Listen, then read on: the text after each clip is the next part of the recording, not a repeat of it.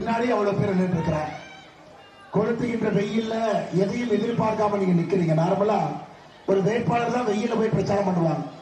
ஆனா ராசிபுரம் சட்டமன்ற தொகுதியை பார்க்கும்போது வேட்பாளரோடு நாங்கள் இருக்கின்றோம், மாற்றத்திற்காக நிற்கின்றோம், இந்த வெயிலை நாங்கள் பொருட்படுத்த போவதில்லை என்று இருக்கின்றீர்கள். அருமை சொந்தங்களே, உங்களுக்கு தெரியும், தமிழகத்தில் கடந்த 5 ஆண்டு காலம் ஆட்சி நாம் எல்லாம் பார்த்துட்டு நம்ம தாய்மார்கள் பெரிய அளவில் வந்திருக்கிறேன். இன்னைக்கு இதெல்லாம் மாற வேண்டும் என்பதற்காக அனைத்து இந்திய அண்ணா திராவிட முன்னேற்ற கழகம் தலைமையிலான தேசிய ஜனநாயக கூட்டணி இங்கே உங்கள் முன்னால் நின்று கொண்டிருக்கிறது. அருமை சொந்தங்கள், மே 4ஆம் தேதிக்கு பிறகு உறுதியான மாற்றத்தை தமிழகத்தில் பார்க்க போறோம். அம்மா, ஊட்டியிலிருந்து தஞ்சாவூர் பகுதி, தென் தமிழகத்தில் கன்னியாகுமரி, தூத்துக்குடி, மதுரை பகுதி, சிவகங்கை பகுதி, எல்லா பகுதியிலும் பார்த்துவிட்டு வருகின்றேன். மக்கள் தெல்ல தெளிவாக இருக்கின்றார்கள். நமக்கு திராவிட முன்னேற்ற கழகம் வேண்டாம் என்பதிலே தெல்ல தெளிவாக இருக்கின்றார்கள். ஐயா, இன்னைக்கு நம்முடைய சகோதரர் ஒரு படித்த மருத்துவர் இங்கு நிற்கிறார். அவருடைய தந்தை ஐயா வி.பி. துரைசாமி அவர்கள் ஒரு சமூக நீதியினுடைய காவலராக இருக்கக்கூடியவர். ஒரு சாதாரண எளிய ஒரு குடும்பத்திலே பிறந்து சட்டமன்ற உறுப்பினராக, நாடாளுமன்ற உறுப்பினராக இருந்து தன்னுடைய குழந்தையெல்லாம் படிக்க வைத்து மறுபடியும் கிராமத்தை நோக்கி தன்னுடைய பையனை அனுப்பி, அடுத்த தலைமுறை உங்களுடைய குழந்தைகள் வேகமாக வளர வேண்டும், நல்ல ஒரு தமிழகத்தில் வாழ வேண்டும் என்கின்ற ஒற்றை நோக்கத்தில் அவருக்கு இந்த சீட்டு கிடைக்கும் பொழுது நான் சகோதரர் பிரேம்குமார் அவர்கிட்ட கேட்டேன், சகோதரரே, ராசிபுரத்துக்கு போறீங்க, அந்த ஊரிலேயே நீங்கள் தங்க வேண்டி வரும், அங்கதான் நீங்க இருக்கணும், இந்த ஊரிலேயே நீங்க மருத்துவமனை கட்டணம், வருகின்ற காலத்தில் மக்களுக்கு இங்கதான் சிகிச்சை கொடுக்கணும். ஏன்னா மக்கள் கொடுக்கக்கூடிய ஒரு வாக்கும் நம்பிக்கையில கொடுக்கக்கூடிய வாக்கு. ஒரு பெரிய நம்பிக்கையை வைத்து அந்த பையன் நம்ம தலைமுறையை மாத்துவான், தலையெழுத்து மாத்துவான், படிச்ச ஒரு பையன் ராசிபுரத்துக்கு வந்திருக்கிறான், நம்மோடு இருப்பான் என்கின்ற நம்பிக்கையில கொடுக்கக்கூடிய ஒரு வாக்குக்கும் நீங்கள் நம்பிக்கையோடு இருக்க வேண்டும் என்று நான் சொன்ன பொழுது பிரேம் அவர்கள் சொன்ன ஒரே ஒரு வார்த்தை, படித்தது, வளர்ந்தது, மருத்துவமனையில வேலை பார்க்கக்கூடிய எல்லாத்தையும் ஒரே நிமிஷத்துல உதறி துறந்து விட்டு ராசிபுரத்தில் வந்து உங்களோடு உங்களால் நின்று கொண்டிருக்கின்ற அருமை சொந்தங்கள். இதுதான் ஒரு படித்த ஒரு கிராமத்திலிருந்து, கடைக்கோடி ஒரு கிராமத்திலிருந்து மேலே வந்த ஒரு படித்த மனிதனுடைய பண்பு. நான் இவரோடு 5 ஆண்டு காலமாக அரசியல் கட்சியிலே பயணம் செய்து கொண்டிருக்கின்றேன். அருமை சொந்தங்களை, ஒரு விஷயத்தை நான் எழுதி கொடுத்துட்டு போயிடுறேன், எதையும் எதிர்பார்க்காம ஊட்டி மலையிலிருந்து தமிழகத்தினுடைய எல்லா பகுதிக்கும் இவர் அனுப்பிக்கிட்டே இருப்போம். ஏழை மக்களுக்கு மருத்துவ சேவை பண்ணுங்க. இவர் தமிழகத்தில் போகாத இடம் கிடையாது, எல்லா இடத்துக்கும் போங்க. எனக்கு தெரிந்து 700க்கும் மேற்பட்ட மருத்துவ முகாம்கள் கடந்த 2 ஆண்டுகள்ல மட்டுமே டாக்டர் பிரேம் அவர்கள் தமிழ்நாடு முழுவதுமே, கொல்லிமலை, ஊட்டி, கொடைக்கானல், எங்கே சென்றாலும் கூட தனியார் ஒரு இதில் இருக்கிறோம், மருத்துவராக இருக்கிறோம்.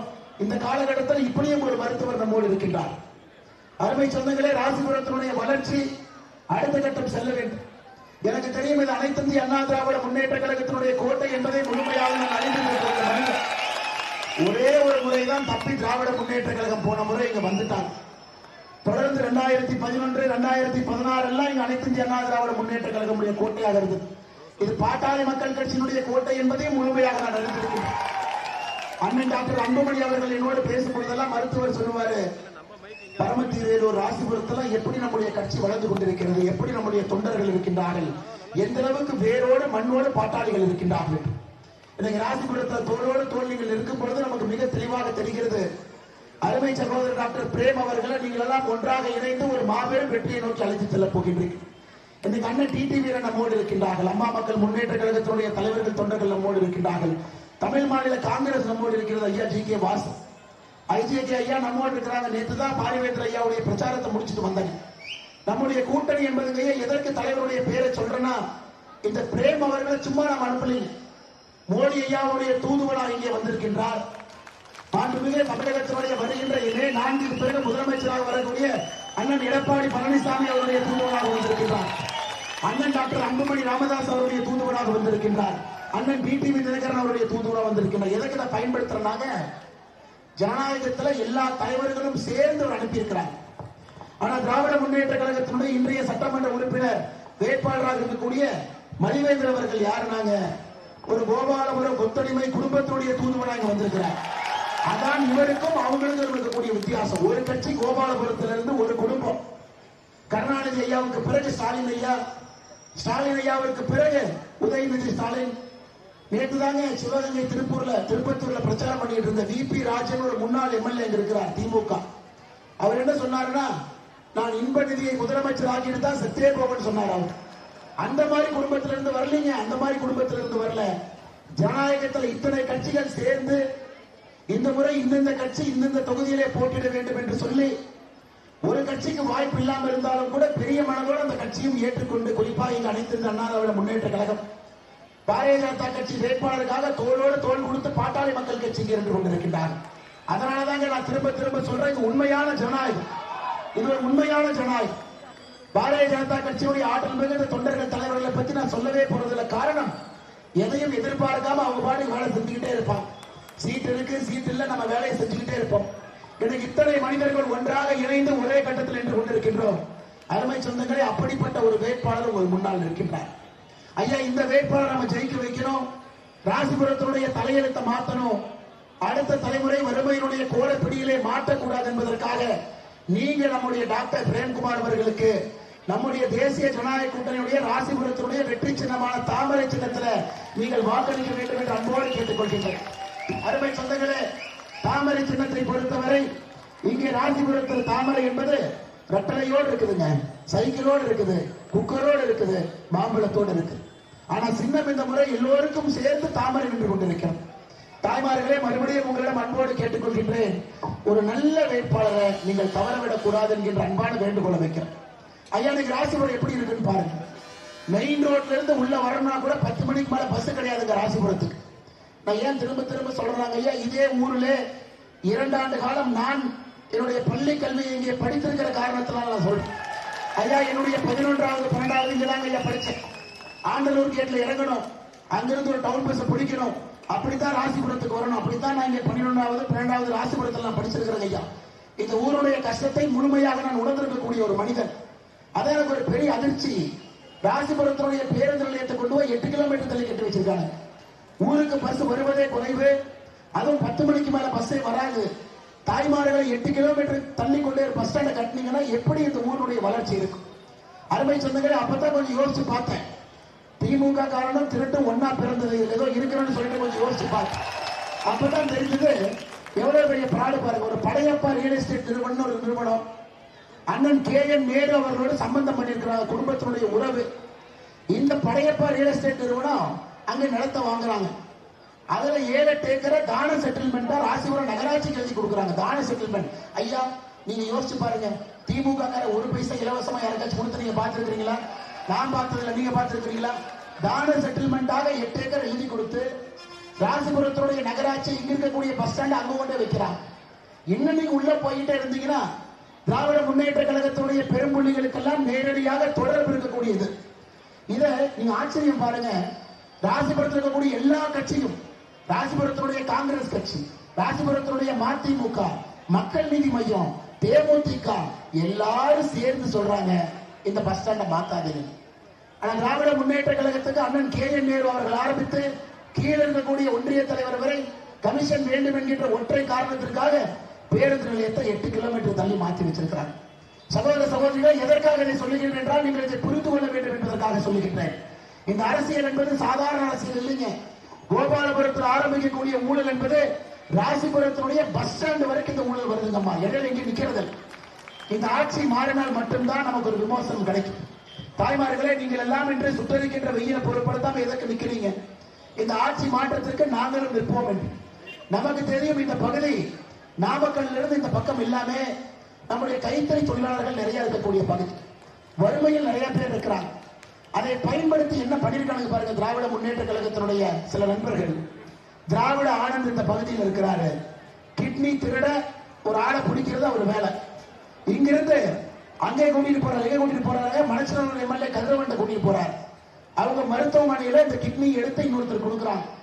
கிட்டத்தட்ட 250 கிட்னியை மட்டுமே நாமக்கல் மாவட்டத்துக்குள்ள மட்டுமே திராவிட முன்னேற்ற கழகத்தினுடைய ஒரு MLAவும் இந்த பகுதியுடைய திமுக நிர்வாகி திராவிட ஆனந்த் 2 பேரும் சேர்ந்து 250 கிட்னியை தந்திருக்காங்க. ஐயா, இது பேரு திராவிட மாடல் அரசு இல்ல, கிட்னியை திருடுற அரசு தான் சரியா இருக்கும். கிட்னியை திருடுகின்ற அரசு என்கின்ற பெயரை தான் இந்த அரசுக்கு நீங்க வைக்கணும். ஐயா, நான் உங்களுக்கு உறுதியா சொல்றேன், நாம் மே 4க்கு பிறகு அனைத்து இந்திய அண்ணா திராவிட முன்னேற்ற கழகம் தலைமையிலான தேசிய ஜனநாயக கூட்டணி நாம் ஆட்சி கட்டளை அமரும் பொழுது இந்த கிட்னி திட்டம் எல்லாம் உள்ள போவாங்க. நம்முடைய அமைச்சர் மா சுப்பிரமணியம் அவர்கள் இதெல்லாம் பார்க்க வேண்டிய அமைச்சர் ஐயா என்ன சொல்றாருன்னா, இதன் பேர் தயவு செஞ்சு கிட்னி திருட்டுன்னு சொல்லாதீங்க, கிட்னி முறைகேடுன்னு சொல்லுங்க. ஐயா மா சுப்பிரமணியம் ஐயா, உங்க கிட்னி திருடுனா சும்மா இருப்பீங்களா? உங்கள்கிட்ட 2 கிட்னி இருக்கனால உங்க கிட்னி உருவனா சும்மா இருப்பீங்களா? அருமை சொந்தங்களே, எந்த அளவுக்கு ஃப்ராட் என்பது எல்லா இடத்திலும் கலந்திருக்கிறது என்பதை ராசிபுரத்தினுடைய பொதுமக்கள் நீங்கள் உணர்ந்து கொள்ள வேண்டும். இதுவும் இந்த பகுதிக்கு நேரடி சம்பந்தம் இருக்கிறது. அருமை சொந்தங்கள், உலகத்தில் இல்லாத ஒரு அநியாயம் ராசிபுரம். ஐயா ராசிபுரம் நகராட்சியில கொஞ்ச நாளா நீங்க பார்த்திருப்பீங்க, இந்த கரண்ட் கம்பத்துல லைட் எரியாம இருக்கு. யாராவது கவனிச்சீங்களா?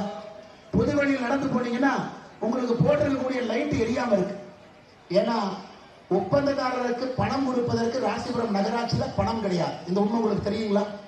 ராசிபுரத்தினுடைய நகராட்சி மின்விளக்கு பராமரிப்பு ஒப்பந்தக்காரருக்கு நிலுவைத் தொகையை கொடுக்காதனால அந்த கிளம்பிட்டான். பழைய பேருந்து நிலையம், புதிய பேருந்து நிலையம், நாமக்கல் சாலை, இந்த பகுதியில் இருக்கக்கூடிய ஹைமாஸ் லைட்டு எரியாம இருக்கக்கூடிய அவல் நிலைமையை பார்த்திருக்கீங்களா? இதையெல்லாம் தாண்டி உங்க நகராட்சி சேர்மன், திமுக சேர்மன் அடுத்தபடி அந்தம்மா ராசிபுரம் நகராட்சி கூட்டத்தை வீட்டில தான் நடத்துவாங்க. வீட்டில் உட்கார வச்சுதான் 22 தீர்மானம் போட்டு வீட்டு நடத்துவாங்க. அந்த அம்மாவுடைய கணவர் ஒரு உலகத்தரம் வாய்ந்த நம்பர் 1 ஃப்ராடு பகுதியில் இருக்கக்கூடிய சங்கர் என்பவர். இதற்காக இதெல்லாம் சொல்றாங்கம்மா, இந்த பேரை இதற்கு பயன்படுத்துறேன். இவர்கள் எல்லோரும் ஒரே குட்டையில் உரிய மட்டைகள் என்பதை நீங்கள் புரிந்து கொள்ள வேண்டும் என்பதற்காக சொல்றேன். அது திராவிட ஆனந்த் ஆரம்பித்து, சங்கர் ஆரம்பித்து, கவிதா சங்கர் வரைக்கும் எல்லாத்தையும் கூட்டிட்டு வந்தீங்கன்னா இவர்கள் எல்லாம் ஒரே குட்டையில் உரிய மட்டைகள். இதில் நீங்க யாரை நம்ப போறீங்க? யாரையம்மா நம்ப போறீங்க? இதெல்லாம் தாண்டி இல்ல போன முறை அமைச்சரா வந்தாரு அவரை நம்பலானா? இது எல்லாத்திலும் கூட நேரடி உடந்தையாக இருக்கக்கூடிய ஒரு மனிதர் யாருன்னா மதிவேந்தன். உங்களுடைய சட்டமன்ற உறுப்பினராக இருந்து அமைச்சரா இருக்கிறார். அவருக்கு ஒன்னே நல்ல என்ன பார்ப்பனா, ஸ்டாலின் ஐயா மாதிரி நல்ல விக்கி வாங்கி வச்சிருக்கிறார். 2 பேர் நல்ல விக்கி வாங்கி வச்சிருக்காரு. அதை தவிர இந்த தொகுதி மக்களுக்கு எந்த விதமான ஒரு வளர்ச்சி பணியை நான் பார்க்கவே இல்லை. அருமை சொந்தங்களே, ராசிபுரத்தை பொறுத்தவரை தாய்மார்கள் நீங்க நிக்கிறீங்க. 100 நாள் வேலைவாய்ப்பு திட்டத்தினுடைய பயனாளிகள் நீங்க நிக்கிறீங்க. அருமை சொந்தங்களே, நம்ம மீது சொல்லக்கூடிய பொய் குற்றச்சாட்டு என்ன? பாரதிய ஜனதா கட்சி வந்துருச்சுன்னா வந்தா என்னங்க ஆகும்? திராவிட முன்னேற்ற கழகத்தினுடைய தலைவர் பேரு ஐயோ பிஜேபி வந்துடும். வந்தா என்ன? குடும்பாட்சி போகும். பிஜேபி வந்தா என்ன? ஊழல் போகும். பிஜேபி வந்தா என்ன? புலால் சிறையில் ஒரு பிளாக் கட்டி 13 திமுக அமைச்சர்கள் உள்ள கொண்டு வைப்போம். இதனால என்ன ஆகுதுன்னா, அனைத்து இந்திய அண்ணா திராவிட முன்னேற்ற கழகத்தையும் வம்பெடுத்துட்டு இருக்கிறாங்க. ஐயோ பிஜேபி உள்ள வந்துடும், பிஜேபி வர்றதுக்கு அதிமுக முகமூடியா போட்டு வர்றாங்க.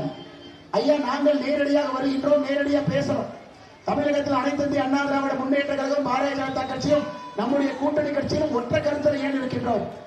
டாக்டர் அன்புமணி ராமதாஸ் என்ன சொல்றாரு? எனக்கு 3 பெண் குழந்தை இருக்கிறாங்க. என்னுடைய பெண் குழந்தையின் மீது ஆணையாக சொல்லுகின்றேன், தமிழகத்துல சட்டம் ஒழுங்கு சரியில்லை, ஒரு மாற்றம் வேண்டும் என்று டாக்டர் அன்புமணி சொல்றார். எதுக்கு நீங்க சொல்றாரு? தாய்மார்களை நாம் புரிந்து கொள்ள வேண்டும். இன்னைக்கு 100 நாள் வேலைவாய்ப்பு திட்டத்துல இந்தியாவில் அதிகப்படியான நிதி நாம் கொடுத்திருப்பது தமிழகத்திற்கு 46,000 கோடி. இந்தியாவில் எந்த ஒரு மாநிலத்திற்கும் 5 ஆண்டுகள 46,000 கோடி நம்ம கொடுக்கலீங்க. நாம் ஆளுகின்ற பீகார் மாநிலம் தமிழகத்தை விட அதிக மக்கள் தொகை இருக்கக்கூடிய மாநிலத்திற்கு நாம் கொடுத்திருப்பதே 32,000 கோடி. ஐயா 2014 இதே கதை, பிஜேபி வந்தா 100 நாள் வேலைவாய்ப்பு நிறுத்திடுவாங்க ஐயா. 2016 இதே கதை இல்லை, 2019 இதே கதை இல்லை, 2021 இதே கதை இல்லை, 2024 தேர்தல் இதே கதை. அம்மா 12 ஆண்டுகளாக 100 நாள் வேலைவாய்ப்பு திட்டத்தை அடுத்த கட்டம் எடுத்துச் சென்றிருக்கின்றோம். இன்னைக்கு நம்முடைய பாரத பிரதமர் நரேந்திர மோடி அவர்கள் இந்த 100 நாள் வேலைவாய்ப்பு திட்டத்தை 125 நாளாக அருமை சகோதரிகளே, 100 நாள் வேலைவாய்ப்பு திட்டத்தை 125 நாட்களாக பாரத பிரதமர் நரேந்திர மோடி ஒழித்திருக்கிறார். இன்னைக்கு அடுத்த பிரச்சனை, ஏப்ரல் 16ஆம் தேதி பாராளுமன்றத்திலேங்க நம்முடைய சகோதரிகளுக்கான இடஒதுக்கீடு மசோதா வரப்போகுது. நம்மை பொறுத்தவரை ராசிபுரத்திலிருந்து உள்ளூர் கிராமத்திலிருந்து நம்முடைய சகோதரிகள் தாய்மார்கள் பாராளுமன்றத்திற்கு நீங்கள் உறுப்பினராக போக வேண்டும் என்பது நம்முடைய ஆசை. பெண்கள் போகணும், தாய்மார்கள் நிறைய போகணும். 2029 லோக்சபா தேர்தலிலேயே 1/3 எம்பி தாய்மார்களாக இருக்க வேண்டும் என்பதற்காக சட்டத்தை கொண்டு வரோம். அதை ஸ்டாலின் ஐயா விரோதிக்கிறார். அது வரக்கூடாது. ஏன்னா வந்தா கனிமொழி காணாம போயிடுவாங்க, குடும்பாட்சி ஓடிடுவாங்க. வந்தாங்கன்னா தென் சென்னையில தமிழச்சி தங்கப்பாண்டியன் காணாம போயிருவாங்க, ஏன்னா குடும்பாச்சு. அது வந்துச்சுன்னா கீதா ஜீவன் காணாம போயிருவாங்க, குடும்பாச்சு. ஒரு குடும்பத்தில் இருக்கக்கூடிய பெண்களை மட்டும் கொண்டு வந்து அரசியல் செய்துவிட்டு பெண்ணுக்கு முன்னுரிமை கொடுத்தேன். நீங்க கனிமொழிக்கு அரசியல கொடுத்திருக்கிறது முன்னுரிமை இல்லைங்க. ராசிபுரத்துல ஒரு வறுமையான குடும்பத்தில் இருக்கக்கூடிய சகோதரியை கொண்டு வந்து அரசியல் நிறுத்தி நீங்க ஜெயிக்க வைங்க, அதுக்கு மேல நான் ஒத்துக்கிறேன். ஒரே குடும்பத்தில் இருக்கக்கூடிய 4 பெண்களை கொண்டு வந்து ஜெயிக்க வச்சுட்டு அரசியல் பிரதிநிதித்துவம். அருமை சொந்தங்களை, நீங்கள் எல்லோரும் இந்த ஏப்ரல் 16ஆம் தேதி மத்திய அரசு கொண்டு வரக்கூடிய இந்த அற்புதமான இந்த சட்டத்தை ஆதரிக்கணும். தமிழ்நாட்டிலிருந்து உங்களுடைய குழந்தைகள் மகளிர்கள் வருகின்ற காலத்துல இங்கிருந்து பாராளுமன்ற உறுப்பினர்களாக சட்டமன்ற உறுப்பினராக போகணும். நம்ம எந்த சீட்டையும் குறைக்கல, சீட்டை ஏத்துறோம். 543 மேலே ஏற போகிறது. 800 தாண்டி எம்பி ஏறுது. தமிழ்நாட்டில் 234 தாண்டி 340 வரை எம்எல்ஏக்களை உயர்த்திருக்கின்றோம். காரணம், பெண்கள் வர வேண்டும், அதிகப்படியான சீட்டுகள் உயர வேண்டும் என்று நினைத்துக் கொண்டிருக்கின்றோம். அருமை சொந்தங்களே, அதற்கும் உங்களுடைய ஆதரவு வேண்டும் என்று அன்போடு கேட்டுக்கொள்கின்றேன். அருமை சொந்தங்களே, இன்னைக்கு நம்முடைய ராசிபுரத்துக்கு மட்டும் பாருங்க, திமுக கொடுத்து நிறைவேற்றாத வாக்குறுதி. ஸ்டாலின் ஐயா அடிக்கடி சொல்றார், நான் கொடுத்த வாக்குறுதியை மறக்கவும் மாட்டேன், மறுக்கவும் மாட்டேன். ஐயா ஒத்துக்கிறேன். ஸ்டாலின் ஐயா சொல்றார், நான் கொடுத்த வாக்குறுதியை மறக்கவும் மாட்டேன், மறுக்கவும் மாட்டேன். ஐயா கொஞ்சம் நிறைவேற்றுங்கிறது தான் நாங்க சொல்றோம், மறக்க சொல்ல மறுக்க சொல்ல. 511 தேர்தல் வாக்குறுதி கொடுத்து அருமை சொந்தங்களே 2021 ஆட்சிக்கு வந்து வெறும் 70 தேர்தல் வாக்குறுதி மட்டுமே நிறைவேற்றிய ஒரு அரசுனா திராவிட முன்னேற்ற கழகத்தினுடைய அரசு. அவர்களுக்கு வெட்கம் இல்லாதனால வெளியே வந்து உங்கள் வாக்கை கேட்டுக் கொண்டிருக்கின்றார். 511 70 வாக்குறுதி என்பது 15 விழுக்காடுங்க, 15 விழுக்காடு, வெறும் 15 விழுக்காடுங்க, 15%. 85% வாக்குறுதி அவங்க நிறைவேற்றல. அப்படி இருக்கும் பொழுது முதலமைச்சர் அவர்கள் 99% நிறைவேற்றி விட்டோம் என்கின்ற பச்சை பொய்யை சொல்லிக் கொண்டிருக்கிறார். கணக்கு வாத்தியார்லாம் ரொம்ப நல்லவங்க தாங்க, ஆனா பாடம் படிச்ச மாணவன் தான் மக்கு. அதனாலதான் முதலமைச்சர் 99% 15% 99% என்று உணர்ந்து கொண்டிருக்கிறார். அருமை சொந்தங்களே, வெயிலும் நேரடியா உங்க மேல அடிக்கிறேன், அதையும் தாண்டி நின்று கொண்டிருக்கின்றீர்கள். ஆனால் அருமை சொந்தங்களே, உங்களுடைய பாதத்தை தொட்டு வணங்கி நன்றியை தெரிவித்துக் கொள்கின்றேன். காரணம், நான் எத்தனையோ பிரச்சாரத்தை பார்த்திருக்கேன், வேட்பாளர் வெயில்ல போய் பார்த்திருக்கேன். பொதுமக்கள் வெயில் நின்று வேட்பாளருக்கு ஆதரவு தெரிவிப்பதை இங்கதான் நான் ராசிபுரத்தில் பார்க்கிறேன். அருமை சொந்தங்களே, அது மட்டும் இல்ல, ராசிபுரத்துக்கு மட்டுமே இவர்கள் கொடுத்து நிறைவேற்றாத திட்டத்தை பாருங்க. காவேரி மணிமுத்தாறு இணைப்பு திட்டம், உயரழுத்த மின்சார வழித்தடங்கள் விவசாய நிலங்கள் வழியாக போகாமல் சாலை ஓரத்தில் கொண்டு வருவோம், அதுவும் ஃபெயிலியருங்க. காவேரி தென்பெண்ணையாறு திருமணிமுத்தாறு இணைப்பு திட்டம், அதுவும் நடக்கல. திருமணிமுத்தாறு ஓயனக்கல் இருந்து காவிரி உபரிநீர் சேலம் மற்றும் நாமக்கல் மாவட்டத்துக்கு கொண்டு வருவோம், இல்ல. ராசிபுரத்தில் சுற்றுலா சாலைகள் அமைப்போம், அதுவும் இல்லை. எதற்காக இதெல்லாம் சொல்றாங்கம்மா, இந்த திட்டம் எல்லாம் நிறைவேற்றினால் மட்டும்தான் ராசிபுரத்தினுடைய தண்ணீர் பஞ்சம் தீரும். ஏன்னா நம்முடைய விவசாயி, விவசாயம் பண்ண தெரிஞ்சவர், இன்னைக்கு அண்ணன் எடப்பாடி பழனிசாமி அவர்கள் தமிழகத்தினுடைய முதலமைச்சராக வரும் பொழுது விவசாயத்திற்கு முன்னுரிமை கிடைக்கும் என்பது நாம் எல்லோரும் அறிவோம். ஸ்டாலின் ஐயாவுக்கு விவசாயம்னா என்னன்னே தெரியாதுங்க. அவர் முன்னாடி கொண்டே ஒரு கறவை பசுமாட்டம் நிறுத்துங்க, கறவை பசுமாட்டம் நிறுத்துங்க, அப்படியே பார்ப்பார், சுத்தி சுத்தி வருவார். என்னன்னு பாக்குறீங்கன்னா, இல்லப்பா பால் காம்புல இருந்து வருதா கொம்புல இருந்து வருதான்னு பாக்குறேன் அப்படின்பாரு. ஆனால் நம்முடைய முதலமைச்சரை பொறுத்தவரை அவருக்கு விவசாயத்தை பத்தி தெரியாதுங்கம்மா. 2021 பொங்கல் வச்சார், பஞ்சு போட்டு பொங்கல் வச்சார். விறகு போட்டு பொங்கல் வைக்கிறதே 2025 தான், அதுக்கு 4 வருஷம் ஆச்சு அவருக்கு. விறகு போட்டு தான் பொங்கல் வருது. தென் தமிழகத்திற்கு போனா அங்க நம்ம சொந்தக்காரங்க பனைமரத்துல இருந்து பதனி கொடுப்பாங்க, பதனி, அதை குடிச்சிட்டு கேட்பார், சக்கரை எவ்வளவு போட்டீங்க அப்படின்னு. அருமை சொந்தங்களே, இவருக்கும் விவசாயத்திற்கும் எந்த சம்பந்தமும் இல்லை. ராசிபுரத்தினுடைய குடிநீர் பிரச்சனை நாம் தீர்க்க வேண்டும். அடுத்த கட்டத்திற்கு விவசாயம் செல்ல வேண்டும் என்றால் காவிரி தென்பெண்ணையாறு திருமணிமுத்தாறு இணைப்பு திட்டத்தை கொண்டு வரணும், காவிரி மணிமுத்தாரை கொண்டு வரணும், திருமணிமுத்தாறு ஒகேனக்கல்லுடைய கூட்டு குடிநீர் திட்டத்தை கொண்டு வந்தால் மட்டும்தான் அடுத்த கட்டத்திற்கு நாம் செல்ல முடியும். அருமை சொந்தங்களே, அதனால் நம்முடைய அருமை சகோதரர் தேசிய ஜனநாயக கூட்டணி சார்பாக அண்ணன் எடப்பாடி பழனிசாமி அவர்கள் நம்முடைய முதலமைச்சராக வருகின்றார். அவர்கள் சார்பாக நாங்கள் வாக்குறுதி கொடுக்கின்றோம். ராசிபுரத்தினுடைய பேருந்து நிலையத்தினுடைய மாற்று அரசாணையை ரத்து செய்த பேருந்து நிலையத்தை அதே இடத்துக்கு கொண்டு வரும். திமுக பிரச்சாரத்தில் என்ன சொல்றாங்க, இந்த பேருந்து நகர் பேருந்து, அந்த பேருந்து வெளியூர் போற பேருந்து. ஐயா, திமுக காரங்களுக்கு வாய் மட்டும் நாய் கவிட்டு போயிடும். வாய் இருக்கிறனால என்ன இருந்தாலும் கூட மாத்தி மாத்தி மாத்தி நகர் பேருந்து அது வெளியூர் போற பேருந்துன்னு ஆரம்பிச்சிருக்காங்க. ஐயா, ஒரே பேருந்து, இந்த பேருந்து உள்ளூருக்குள்ள இருக்கணும். இந்த நிலையத்தை நாம் இங்கேயே வைப்பதற்கான அரசாணையை ரத்து செய்கின்றோம். அருமை சொந்தங்களே, அது மட்டும் இல்லைங்க, மரவள்ளிக்கிழங்குடைய விவசாயிகளுடைய வாழ்வாதாரத்தை மேம்படுத்த நாமக்கல் தொகுதியினுடைய ICAR மத்திய கிழங்கு பயிர்கள் ஆராய்ச்சி நிறுவனம் ICAR CTCR என்கின்ற ஒரு அமைப்பு இருக்குதுங்கம்மா. அந்த அமைப்பினுடைய ஒரு கிளையை இங்கே கொண்டு வந்தால் மட்டும்தான் இதற்கான சயின்ஸ் இங்கு வருங்க, இதற்கான சந்தை விலையும் உங்களுக்கு கிடைக்கும். அந்த ICAR CTCR நிலையத்தை, மத்திய அரசு நிலையத்தை கொண்டு வர வேண்டிய பொறுப்பை நாங்க ஏத்துக்கிறோம். நான் உங்களுக்கு இன்னைக்கு சொல்லிட்டு போறேங்க, இவரை நீங்கள் வெற்றி பெற செய்ய போறீங்க, வரலாறு சிறப்புமிக்க வெற்றியை கொடுக்க போறீங்க. அந்த பாராட்டு விழாவுக்கு இந்த துறை சம்பந்தப்பட்ட மத்திய அமைச்சரை நான் இங்க கூட்டிட்டு வர்றேங்கம்மா. அந்த உறுதிமொழியை உங்கள் அன்பு சகோதரன் அண்ணாமலை ஒரு குறிப்பிட்டு சொல்கின்றார். மரவள்ளிக்கிழங்குடைய உற்பத்தியை பெருத்துவதற்கு, நோயிலிருந்து காப்பாற்றுவதற்கு, சந்தைப்படுத்துவதற்கு ICAR CTCR நிறுவனத்தை ராசிபுரத்தில் நாங்கள் திறக்கின்றோம். அதை நீங்க நம்புங்க. அதனாலதான் நேரடியா உங்களுக்கு மைக்கிலேயே சொல்லிட்டு போறாங்கம்மா. வெற்றி விழாவுக்கு அந்த துறையினுடைய சம்பந்தப்பட்ட அமைச்சர் நாங்கள் கூட்டிக் கொண்டு வருகின்றோம். அருமை சொந்தங்களே, பூ நிறைய பயிரிடக்கூடிய விவசாய பெருமக்கள் நிறைய இருக்கிறீங்க. சம்மங்கி பூ, அரளிப்பூ, நிறைய அந்த பகுதியினுடைய பூக்கள் தமிழ்நாடு முழுவதுமே பிரசித்தி பெற்றது. காரணம், தண்ணீர் குறைவாக இருக்கக்கூடிய பகுதியிலிருந்து வரக்கூடிய பூக்கு ஒரு தனி மகிழ்ச்சி இருக்கு.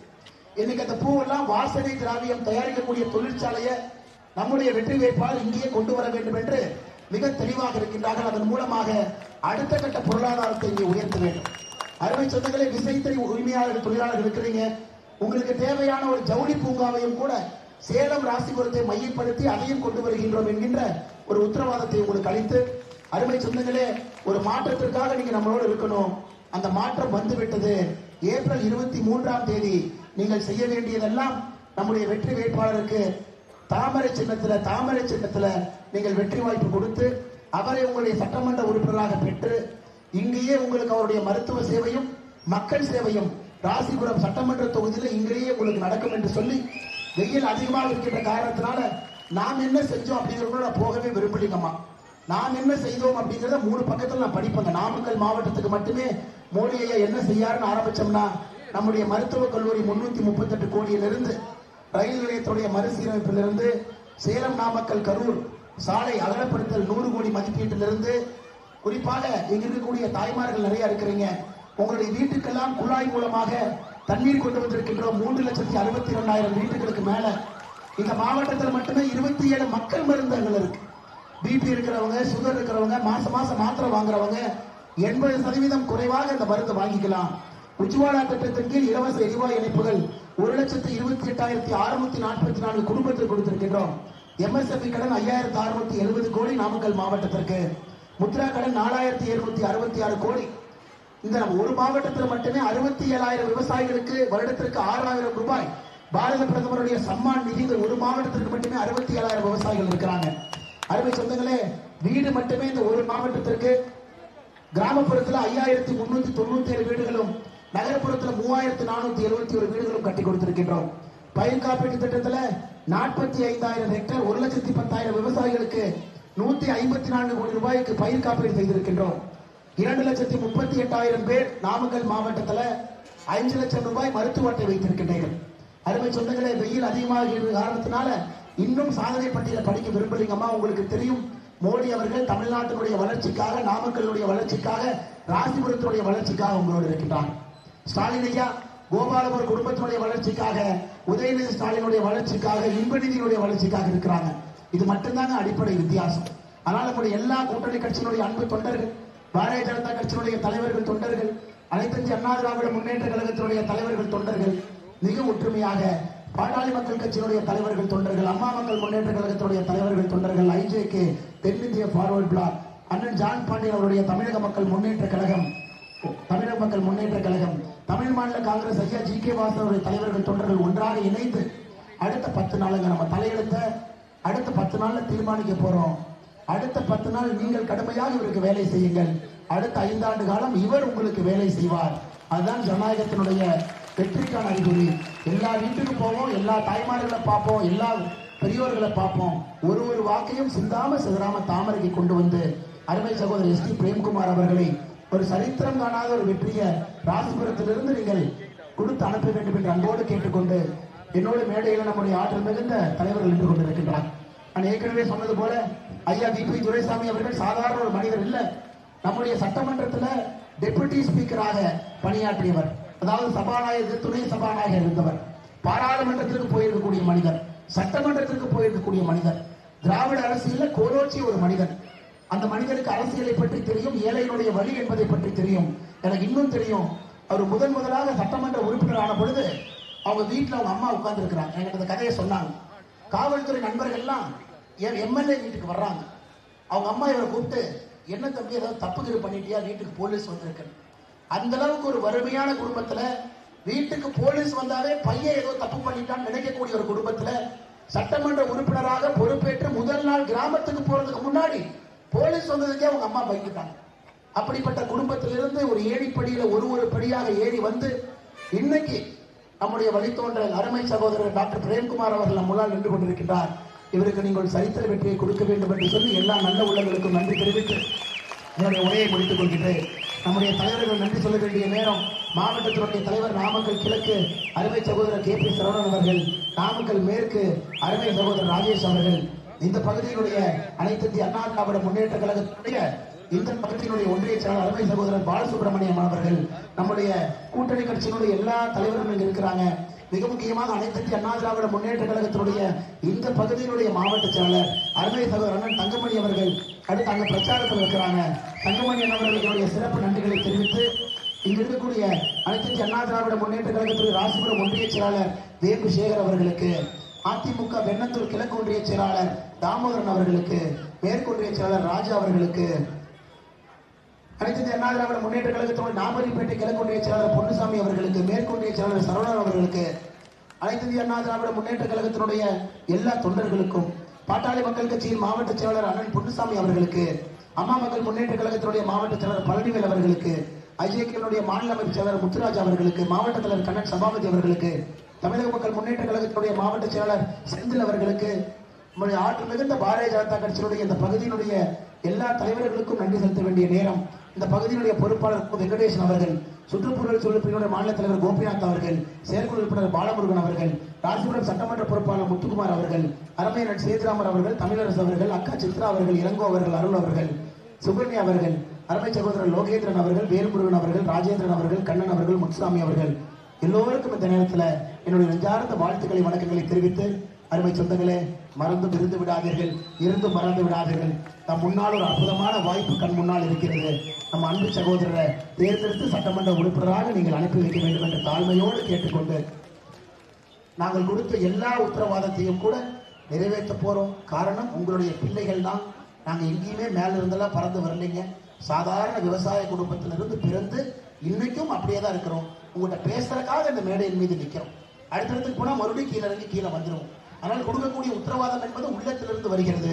சகோதரி முழுமையாக நம்பி நீங்கள் வாக்களிக்க வேண்டும் என்று சொல்லி உரையை முடித்துக் கொள்கின்றேன். பாதுகாப்பு கொடுத்த காவல்துறை நண்பர்களுக்கும் நன்றி தெரிவித்துக் கொள்கின்றேன். பத்திரிகை நண்பர்களுக்கும் நன்றி தெரிவித்துக் கொள்கின்றேன். நன்றி, வணக்கம். பாரத் மாதா கி ஜெய். புரட்சி தலைவர் டாக்டர் எம்ஜிஆர் ஐயாவுடைய புகழ் ஓங்குக. புரட்சி தலைவி அம்மா செல்வி ஜெயலலிதா அவர் புகழ், உலகத்துடைய விஸ்வகுரு பாரத பிரதமர் நரேந்திர மோடி ஐயாவுடைய புகழ், கூட்டணி கட்சியினுடைய எல்லா தலைவர்களுடைய புகழ்.